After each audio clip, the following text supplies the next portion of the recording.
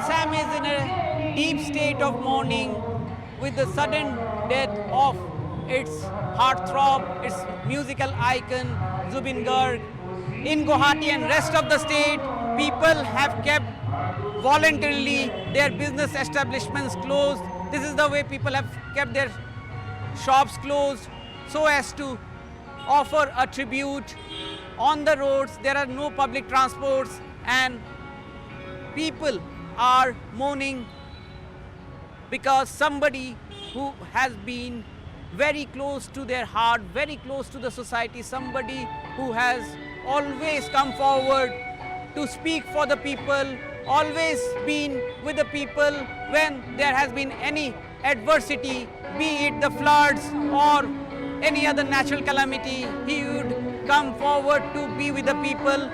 Zubin Garg being no more, you can see the state of affairs here in every locality of Guwahati and other parts of Assam. His immortal songs are being played even as the state government prepares for a final public tribute when his mortal remains reach Guwahati from Singapore, where his autopsy has been done and his mortal remains handed over to the Indian High Commission and his team.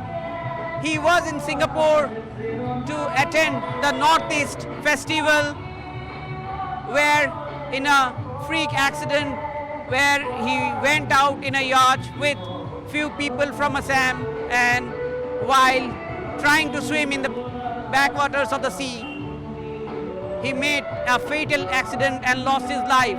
What is important to note here is that the state government has also registered a case on the complaint of an individual against the program organizers in Singapore, where the police sources say that members of his team, including his manager, also will be brought under the ambit of investigation. While people want to know what exactly happened, perhaps there is a big void, and therefore this kind of public tribute to the legend is being held across Assam. Today, people have not gone for work. People have kept their business and shops closed.